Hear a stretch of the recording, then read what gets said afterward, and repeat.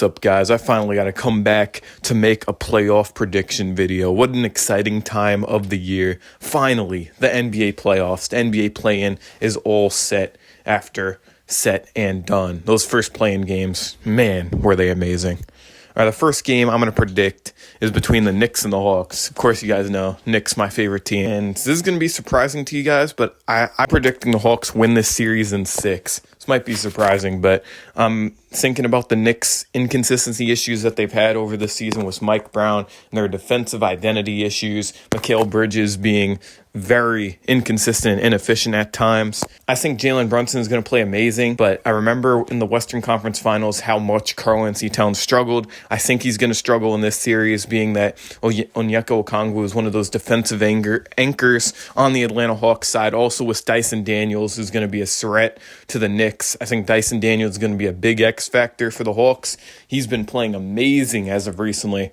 Big rebound guy. He gets those assists, makes great plays. He's very smart too, high IQ. Josh Hart, I think, will have a good series. J.K. Alexander-Walker, C.J. McCollum, they're going to come into their own and drain those threes, and the Knicks are going to have one of those inconsistency issues once again. Hawks in 6. OKC taking on the Phoenix Suns. I don't think the Suns have really much of a chance. I'm predicting Oklahoma City Thunder sweep. I don't know how good OKC is. Former NBA champions, SGA. He's going to go nuts, bro. Foul baiting. And the Suns just don't have enough weapons on offense and defense to be able to go along with the Oklahoma City's elite defense and So it's going to be a sweep for OKC. Our Raptors and the Cavaliers. This is going to be a great matchup. All these playoff matchups are pretty amazing, and they're going to be fun to watch. But Scotty Barnes, he's had a good season. Brandon Ingram, an over 20-point per game scorer. But ever since James Harden has come along to the ride for the Cleveland Cavaliers, the Cavs have looked like a new team. Jalen Tyson is very consistent. He's underrated three-point shooter. And I think the problem for the Raptors is going to come along with their offensive capacity. I mean, they're not overall a great three-point shooting team. They like to score a lot of their shots in the paint, in the mid-range area. And I think they are overall an effective, efficient team. But the Cavs defense, it's tough to expand against too. And Jared Allen and Evan Mobley, they're an amazing front court. And I don't think the Raptors' front court with Scotty Barnes and Jakob Poeltl is going to be able to handle those two. Overall, with Donovan Mitchell and James Harden, I think the Cavs have too much weapons. So Cavs in 5. Predicting the other matchup for the Western Conference matchup between the Lakers and the Rockets. Finally, another duel for Kevin Durant and LeBron James. Haven't seen this since 2018. For this matchup, I'm going to predict that the Rockets win in 6 games. I'm going to say, because Luka Doncic might come back in the series. I think that's a hard one to predict, and Austin Reeves might come back later. But I don't think it's going to be enough for the Lakers. Even though they've improved their defense over the course of the end of the NBA season, it's not going to be enough. The Rockets are amazing. I know they turn the ball over a lot, which could be a recipe for their failure, but Kevin Durant we all know who Kevin Durant is. And Amen Thompson, another great defensive player. They got a great overall defensive lineup, and I don't think the Lakers, at least in the beginning of the series, they're not going to have good momentum winning these games, not going to have enough offensive consistency going against the Rockets' top defense, and that's why I have the Rockets in 6. How about the Timberwolves and the Nuggets, the 3rd seed against the 6th seed? In the last matchup, the Timberwolves won 117-108. Jaden McDaniels had a good 20-point game. But I'm predicting that the Nuggets are going to shine through and win in 7 games. This is going to be a very competitive series. And if I was to watch any series, like complete games, this would be the series overall. Because you look back at the old Western Conference Finals, it's just been such great duels between Anthony Edwards and Nikola Jokic. But knowing that Jamal Murray and Aaron Gordon have had amazing seasons this season when they're healthy, especially Aaron Gordon, because he dealt with some injury issues. Peyton Watson is going to be out. That could hurt the Nuggets a little bit. But I think Jokic and Jamal Murray are going to be too overpowering for the Timberwolves to be able to execute against. And the Timberwolves are not going to have enough weapons to go through. I think Anthony Edwards is going to have some real good games, but Jokic is going to be too much. Sorry, guys, I'm just bouncing around the different playoff rounds and whatnot. But let's move on to the Spurs and the Trailblazers. I think the Spurs are going to easily have this series in either 5 or 4 games. But I do want to point out that I don't think the Trailblazers are as bad as a lot of people think. Trailblazers have had some big wins this season. They forced the first loss for the Oklahoma City Thunder when they were on that undefeated run. And the Trailblazers, they got superstar Denny Avdija has turned into all-NBA type of player. And even without Damian Lillard, the team is still competent. And Tamani Kamara has had a good season. They have a good defensive presence, but Victor Wembanyama, De'Aaron Fox, Stephon Castle, they're all stars that can collide and infuriate a defense, and the Trailblazers are not going to be able to handle that. So Spurs in 5. Celtics and Sixers matchup. This is going to be another competitive series. I'm predicting that the Celtics will win the series in 6.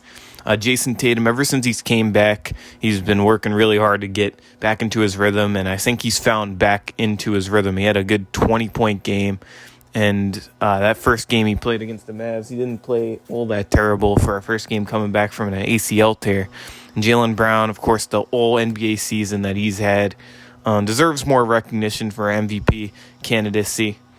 But for the Celtics team, you know, they got the great three-point shooting, a former 2024 championship team.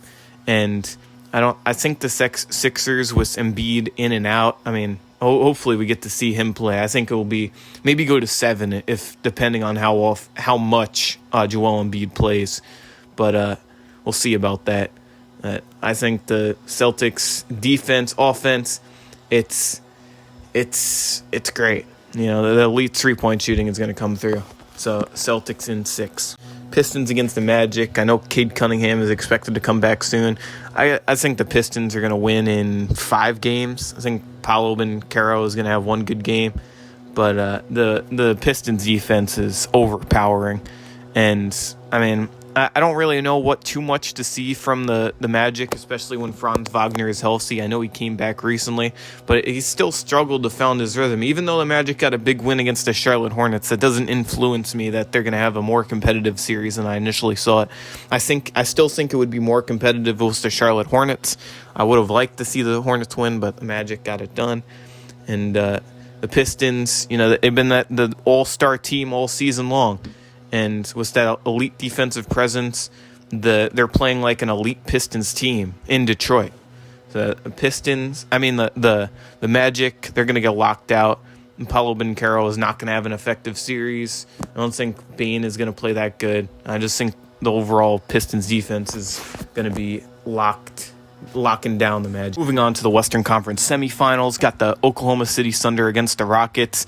I'm going to think the Thunder take this series in 6 games. The Rockets, they'll put up a competitive edge. Of course, there's Kevin Durant. He's going to be hard to handle for that OKC defense, but coming all around, the Oklahoma City Thunder, they have too much weapons. They're going to overpower, and they have a great fast break transitional offense, and utilizing that to force the Rockets turning the ball over and getting those fast break points off of turnovers, that's going to ultimately seal the deal and be their advantage to win the series in 6. We'll have a longer analysis video once the time comes of what teams it will be in the conference finals and, of course, the NBA finals. It'll be even more exciting than what it is right now. But for the Nuggets and the Spurs matchup, I'm choosing the Spurs in 7 games. I think it's going to be, I mean, all these matchups are competitive, but the Spurs will seal the deal because of all their young talent. I think the Nuggets are going to be a little slow to cultivate the defense, and the Spurs with Victor Wembanyama and all the depths they have on that team. It's not just Wembanyama, it's their great defense, their good transitional plays, and the Nuggets aren't going to have enough defensive intensity to stop that, even though their offense is elite.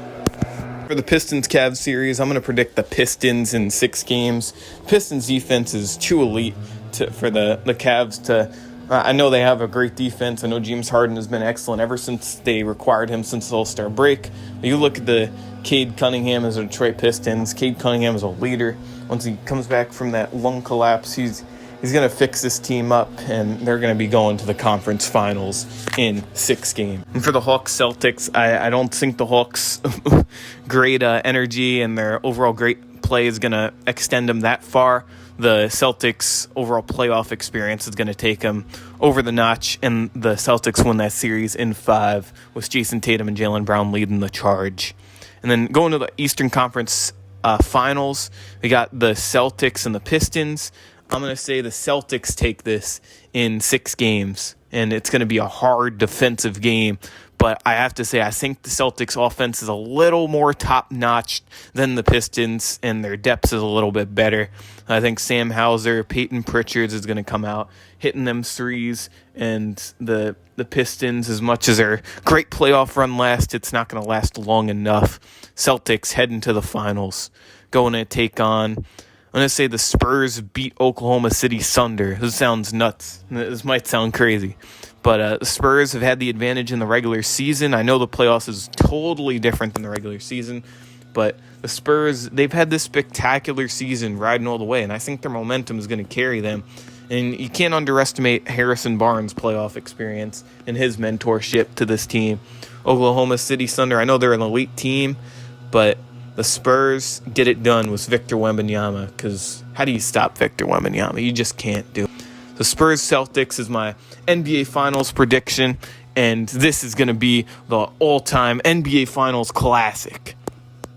And I'm going to say the Spurs win this series in 6 games. They get it done. The Spurs win another NBA championship, achieving further great NBA team success. I think Victor Wembanyama is going to be too much, as long as he doesn't get injured or anything like that.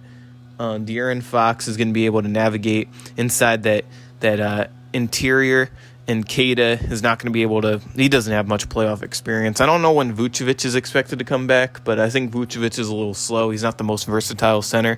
So I think Fox is going to be able to take charge inside that paint and get the defense to overexert, and it's going to leave 3-point shooters open in the corner. It's going to just be a big series for Victor Wembanyama and De'Aaron Fox, and the bench is going to. I think the Celtics bench is going to be a little bit better, but the starting unit is going to overpower. Spurs are your NBA champions.